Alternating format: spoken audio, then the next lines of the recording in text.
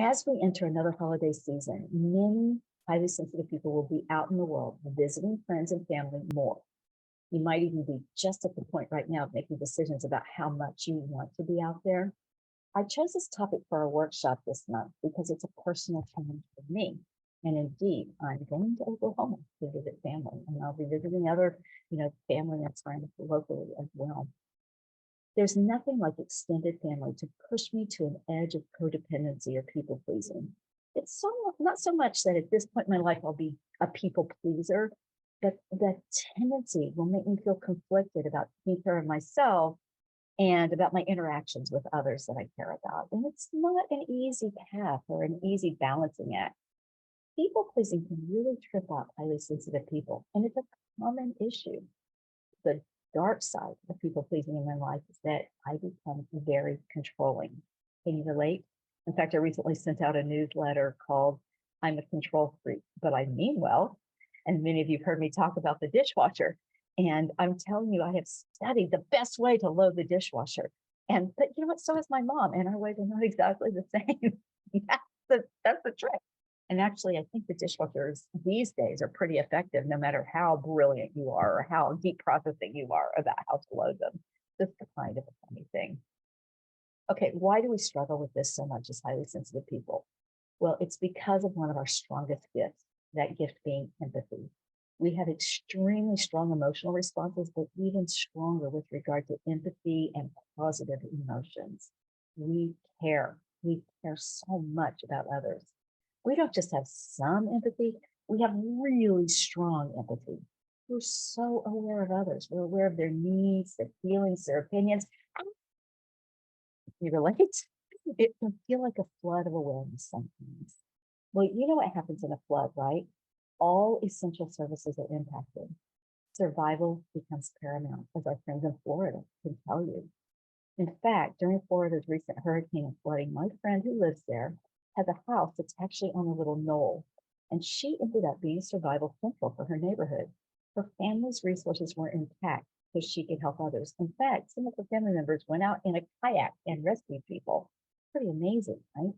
Well, that's a difference between healthy empathy and people pleasing or codependency. You have to be on a little hill with all of your resources intact before you can act on all the things you notice about others, all the things others need. Now, this is especially hard for parents, right? Or people taking care of elderly parents, because when you're caring for others who are weaker or who have greater need, just by the nature of that, you do have to consider their needs. But still, you can't be a good caretaker or a good parent unless you put your own needs first and put on your own oxygen mask first, as I always say. Okay, so the difference between empathy and codependency is what I call advanced HSP theory.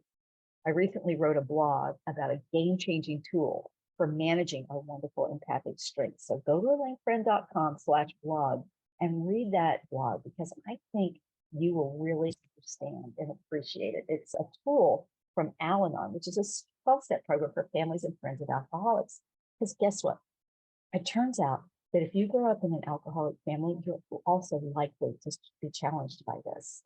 There's some similarities in the results of childhood for a highly sensitive person and childhood for a child in an alcoholic family. And face it, with alcoholism being the national illness in the US, in my opinion, we have a lot of overlap. A lot of the 20 to 30% of people who are highly sensitive to their environment grew up in an environment that was not especially supportive or not enough to make them do well in the world. So what happens is we tend to be so aware of others that we become hyper responsible for helping them. And that's codependency. So how do you put your oxygen mask on first? How do you use your empathy, your kind, caring, loving place in you, and still not burn yourself out, not become flooded, and not put other people ahead of yourself? How do you develop the ability to have those healthy boundaries and enough self-respect that you can live a healthy life and thrive and still have something left over to give? Because I know giving is really important to you. I know it is to me. Well, it's a challenge, but it requires having a lens that helps you see the difference. I really love the acronym that I learned in the 12-step programs. It's called THINK. Have you heard of this? Of course, we've all heard think before you speak, or think before you act. And that's a really good idea. And we are such thinkers, highly sensitive people. We don't really need to be told to think more, please. We think more than enough. What we really need to do is to apply this acronym and to ask for the time, or insist on the time, the pause that we need to be able to think. And think means if you're going to say something or do something, it should be thoughtful, honest,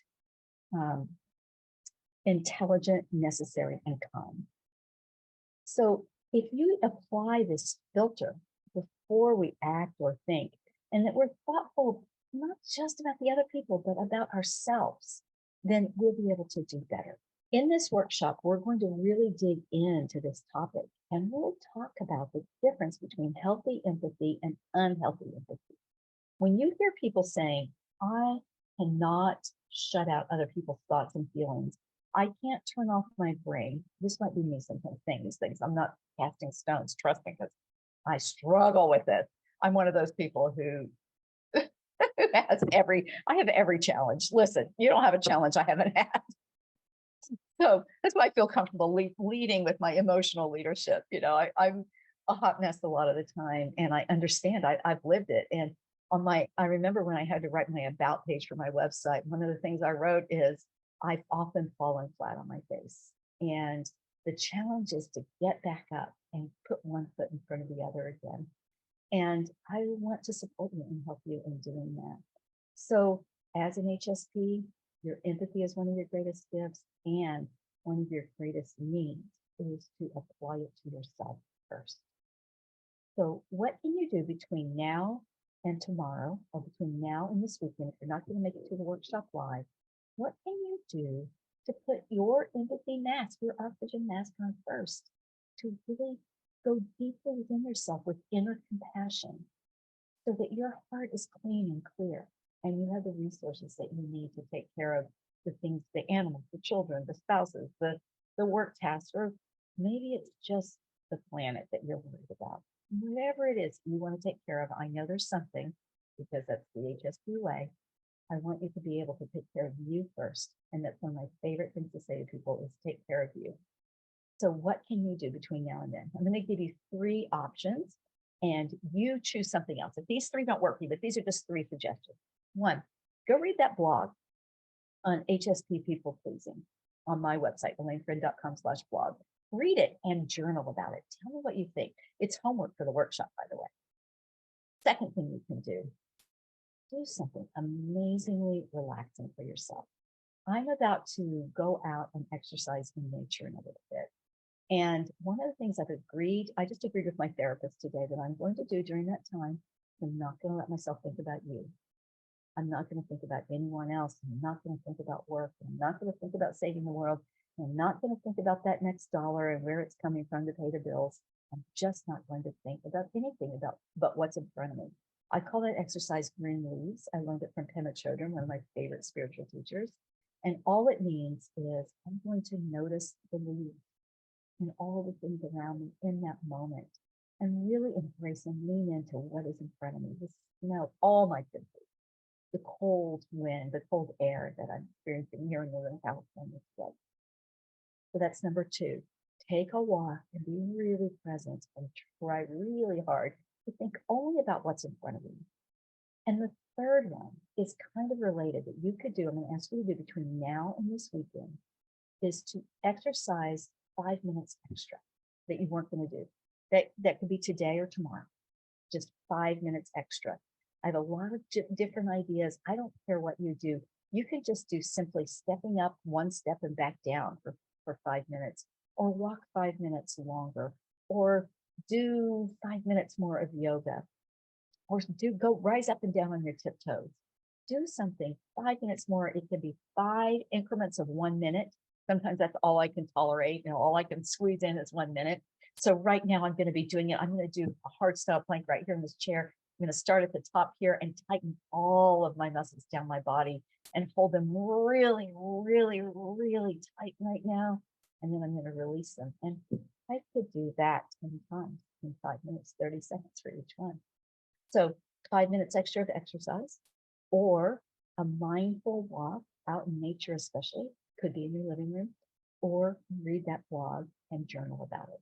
With the gratitude practice, all I'm asking is you give yourself a 5-minute exercise that will make you really lean in to your own self-care. So that is my little intro to tomorrow's workshop. I hope to see you. And if you can't come, reach out to me. If you join the membership, I'll send it to you for free as a gift. Also, before I sign off, I wanted to tell you that my friend and colleague, and this is I can get it on both screens, Shay Youngblood, recently, her new book just came out last week. I think it was last week or maybe 2 weeks ago, and it's called Mama's Home. And this is a book about raising resilient children. And I'm going to read it on my Books for Highly Sensitive Children channel playlist on YouTube, so you can find it there. But I hope you'll reach out. Recently, just yesterday, actually, I was on an Instagram Live with Shay Youngblood and the artist Lo Harris. So at Shay Youngblood and at Lo_Harris art. I think at Shay Youngblood might be arts as well. They're both amazing artists.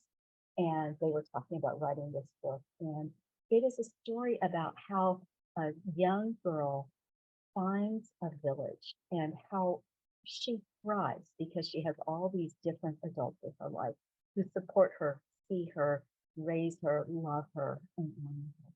And that's what every child needs to be more resilient. So this is a book about childhood resilience. We'll be doing an entire workshop on it later this month when I teach my parenting workshop. How do we raising sensitive youth with compassion, but not codependency? So you can see codependency is my theme for November. I hope to see you at all these workshops and all these circles. And I value and cherish you. And I thank you so much for listening. And I'll see you very soon. Bye for now.